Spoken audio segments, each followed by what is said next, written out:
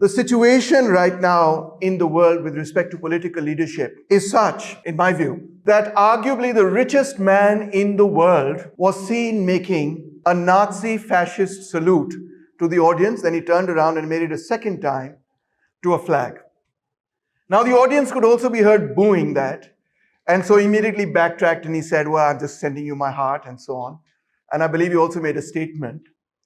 But the fact that he did it twice in exactly an identical manner, and the fact that he has been supporting far-right organizations in Europe, in Germany, and of course also in the United States of America, and he's taken over what he himself calls the public space, the global public space, which is Twitter, is indicative of how in the global scenario things have been moving steadily towards the far right.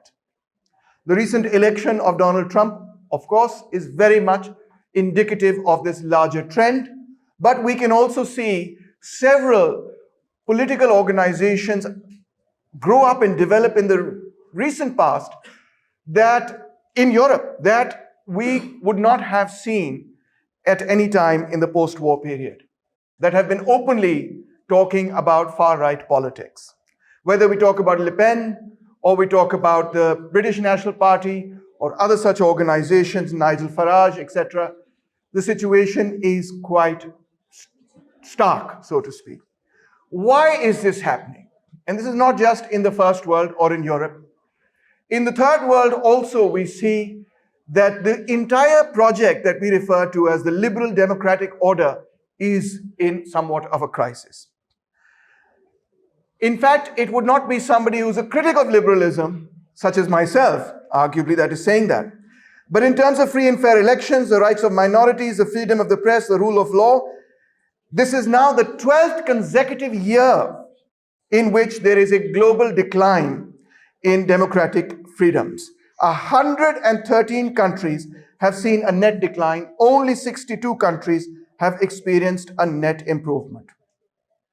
In terms of civil liberties, 71 countries have seen a decline. Only 35 countries have seen an improvement.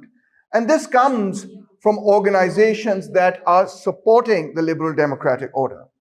Why is this happening? We have several explanations that are offered. The first one, of course, is that social media is responsible because it polarizes people. The other is that there's a rise of tribalism and racism, a retreat from logic.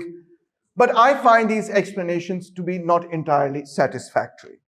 In fact, in my view, what we see is that since the end of the Cold War, there has been a phenomenal, in fact, the process had begun even earlier, but there has been a phenomenal growth and development of the concentration of monopolies, banks, wealth, and power. Without that socialist experiment, the left bloc or social democracy, or other such labor movements challenging capital as such, we have seen that capital has become more free to accumulate as quickly as possible. The richest 1%, according to Oxfam, now own half the world's wealth. The bottom 70% have only 2.7. Forbes tells us that the world's richest 10 billionaires have 505 billion in combined wealth. And this is larger than several countries like Belgium, Thailand, Austria, Nigeria, UAE, South Africa, and so on. The 10 biggest corporations like Walmart, Apple, Shell have a combined revenue of more than 180 countries, including Ireland, Indonesia, Greece, South Africa. We live in a world today where corporations are larger than entire countries. Walmart, for example, is bigger than Spain. Now, Spain is no ordinary economy, as you know. Walmart is bigger than Australia. Walmart is bigger than Netherlands. In fact, of the top 100 economic entities, 69 are corporations and the rest are countries. So inequality, therefore, vast inequality on a scale we have never seen before in human history has developed in this particular period. 25 giant corporations are bigger than entire countries. Those include Spotify, Netflix, Tesla, Visa, Starbucks, McDonald's, Walt Disney, Johnson & Johnson. Microsoft's revenue, for example, surpasses Slovakia, and Nike's revenue surpasses Cameroon. Coca-Cola's revenue is larger than Bolivia. Facebook's income is larger than Serbia. Amazon's income is larger than Kuwait. Imagine that, an oil-rich country. Apple's revenue is bigger than Portugal, where people are spending money to go and get citizenship and so on. Apple has now become a company with more than $2 trillion in terms of its net market capitalization. And you can compare that kind of revenue to the revenues of countries. Australia has 1.3 trillion, Brazil is at 2 trillion, Canada is at 1.3 trillion, China is the only one above it at 12 trillion, France at 2.6 trillion, and so on and so forth. In other words, we have companies in the world today that are bigger than countries. Similarly, Volkswagen is bigger than Chile. So the wealth of the world's billionaires increased by $900 billion the last year, which means that the world's billionaires increased their wealth by about $2.5 billion every single day.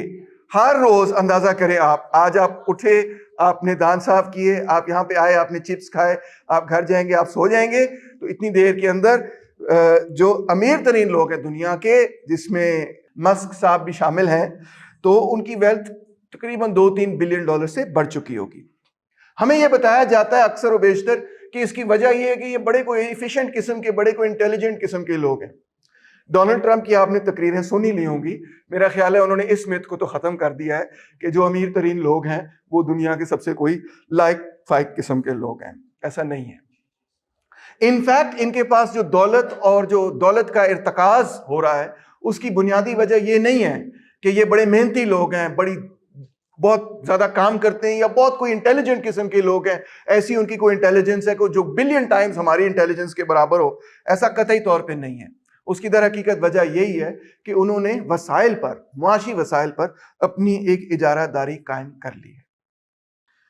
اور دلچسپ بات یہ بھی ہے کہ آئے دن ان کے جو ساتھ منسلک انٹلیکچوئلز ہیں وہ یہ کہتے رہتے ہیں کہ حکومت جو ہے جناب عالی، اس کے پاس بجٹ نہیں ہے، حکومت کے پاس پیسے نہیں ہیں، حکومت ہیلتھ کیئر پہ نہیں خرچ کر سکتی، حکومت ایجوکیشن پہ نہیں خرچ کر سکتی، حکومت غریب لوگوں کو سڑک سے نہیں، گھر نہیں دلوا سکتی، کوئی بھی وہ فیسلٹیز جو کہ ویلفیئر اسٹیٹ کے اندر پرووائڈ کی جاتی ہیں. آئے دن نیو لبرل اکانومسٹ ہمیں یہ کہتے رہتے ہیں کہ جناب حکومت کے پاس تو پیسے نہیں ہیں، ہم کہاں سے پورا کریں، یا تو پھر آپ ٹیکس زیادہ دیں. اور دلچسپ بات یہ ہے کہ یہ جو امیر ترین لوگ ہیں، آپ شاک ہو جائیں گے سن کے، that they pay only 4 cents in every dollar of tax revenue is what the wealthy pay. Only 4 cents. کیسے وہ ٹیکس سے بچتے ہیں؟ وہ ایسے ٹیکس سے بچتے ہیں کہ وہ نمبر ایک تو سارا اپنا پیسہ آف شور بینکس میں ڈال دیتے ہیں، آف شور بینکنگ میں ڈال دیتے ہیں. دوسرا یہ کہ وہ اپنا پیسہ بڑے بڑے ٹرسٹ میں ڈال دیتے ہیں. وہ ٹرسٹ جو ہیں وہ ٹیکس فری ہو جاتے ہیں. جس طرح بل گیٹس کا ایک میسو ٹرسٹ ہے، Bill Gates and Melinda Gates کا ایک ہیوج ٹرسٹ ہے جو پولیو وغیرہ پہ بڑا کام کرتے ہیں. تو وہ ٹرسٹ سے انہوں نے پیسے کو ہلانا نہیں ہے، اس میں سے انڈاؤمنٹ سے انٹرسٹ اتنا بن رہا ہے کہ وہ اس میں سے چھوٹی سی سیلری لے لیتے ہیں، اس پہ خوش ہوتے ہیں. اور تیسری بات یہ کہ جب بھی یہ لوگ گھر لیتے ہیں تو یہ اپنے خرچے پر گھر نہیں لیتے. دلچسپ بات یہ ہے کہ وہ اپنے سٹاکس پر اس کو کولیٹرل رکھ کے لون لے لیتے ہیں اور لون پہ چیزیں خریدتے ہیں، جس سے وہ ہیرا پھیری کاغذی کارروائی کر کے یہ ثابت کرتے ہیں کہ یہ تو ہمارے پاس تھا ہی نہیں، ہم تو اصل میں ڈیٹ میں. تو اس طرح کے انہوں نے کئی طریقے نکالے ہوئے ہیں کہ جس کے نتیجے میں ٹیکسز غریب لوگ ادا کر رہے ہیں، مڈل کلاس کے لوگ ادا کر رہے ہیں، سیلریڈ لوگ ادا کر رہے ہیں. اس کے عوض ان کو جو چیزیں، جو ان کو سروسز مل رہی ہیں وہ کم ہوتی چلی جا رہی ہیں، اور اوپر والے لوگ جو ہیں خوب موج کر رہے ہیں. Now the world's richest 1%, as I told you, own half the world's wealth. And these millionaires, billionaires account for only 0.7% of the world's adult population. Imagine that. On the other spectrum, بالکل دوسری طرف باقی تمام دنیا کے لوگ ہیں. The world's 3.5 billion poorest adults each have assets of less than $10,000. Collectively, these people account for 70% of the world's working age population. But جو 70% لوگ ہیں ان کے پاس دنیا کی دولت کتنی ہے؟ Only 2.7%. اندازہ کریں آپ. یعنی کہ جو باٹم 70% ہے اس کے پاس دنیا کی جو کل دولت ہے اس کا صرف 2.7% حصہ ہے. اور زیادہ تر ان میں سے لوگ کہاں پہ ہیں؟ آپ نے گیس کر ہی لیا ہوگا. They are found in the developing countries like Pakistan, countries like India, like Bangladesh, African countries. 90% are in these countries. More than 2/5 of the world's millionaires live in the United States of America. Next is Japan with 7%. Next is the United Kingdom with 6%.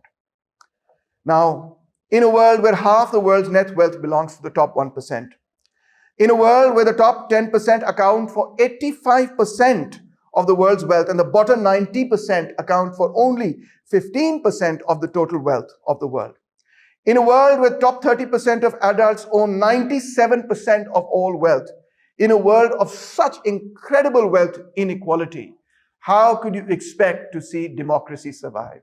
How can you expect to find a liberal democratic order in operation? In fact, the world has moved to a situation of vast oligopoly, of vast monopoly formation. The world has moved in a situation where money has come to dominate over politics. اور اگر آپ کو اس پہ یقین نہیں ہوتا تو American election کو دیکھ لیں دوبارہ سے. پیسے سے پورے کا پورا ٹویٹر خرید لیا. ٹویٹر خریدنے کے بعد اس کا الگوریتم چینج کر کے تو وہ ریزلٹ کانورسیشن میں حاصل کر لیا جو وہ حاصل کرنا چاہتے تھے. یہ جمہوریت تو نہیں ہو سکتی, اور ایسی سچویشن میں جمہوریت زندہ بھی نہیں رہ سکتی. تو پولیٹیکل, اور دلچسپ بات یہ ابھی پچھلے دن میں پڑھ رہا تھا, ایک بڑی خوبصورت ہسٹورین کی کتاب ہے, Williams Appleman, the tragedy of US foreign policy. بڑی فیمس کتاب ہے, ہسٹورینز اکثر اس کو سائٹ کرتے ہیں, کوٹ کرتے ہیں. اٹس اے ونڈرفل بک. تو اس میں وہ ووڈرو ولسن کے بارے میں بتا رہا ہے, جو کہ آپ جانتے ہیں واز دا فیمس پریزیڈنٹ جس نے لیگ آف نیشنز بھی بنائی اور کہا کہ رائٹ آف سیلف ڈٹرمنیشن ہوگی and so on so forth. اب ووڈرو ولسن صاحب جو تھے ایک زمانے میں US پریزیڈنٹ تھے, اور آپ اندازہ کریں کہ وہ پولیٹیکل سائنس کے پریزیڈنٹ بننے سے پہلے ایک پولیٹیکل سائنس کے پروفیسر تھے. سر ابھی بھی ہے کوئی ہوپ آپ کے لیے. وہ پولیٹیکل سائنس کے, مذاق کر رہا ہوں, میرے دوست ہیں اس لیے, وہ پولیٹیکل سائنس کے پروفیسر تھے. انہوں نے 5 والیوم کام لکھا on the history of the United States of America. میں ان سے چاہے بھلے اتفاق نہ بھی کروں, مگر میں ان کو ایک انٹلیکچوئل ضرور مانوں گا. میں یہ ضرور مانوں گا کہ یہ بندہ جو ہے ایک ایسا شخص ہے جس نے گہرائی سے اپنے ملک کا مطالعہ کیا ہے, اس کو اسٹڈی کیا ہے, اس کو سمجھنے کی کوشش کی ہے اور ایک سولوشن بنایا. مجھے اس سولوشن سے خواہ بالکل اتفاق نہ بھی ہو, وہ ایک علیحدہ مسئلہ ہے, مگر اس کی ڈیپتھ پہ کوئی انکار نہیں. بات یہ کہ یہ ایک گلوبل ٹرینڈ نظر آ رہا ہے, صرف ایک جگہ پہ مخصوص نہیں ہے. امریکہ میں مخصوص نہیں ہے, انڈیا میں مخصوص نہیں ہے, پاکستان میں بھی مخصوص نہیں ہے.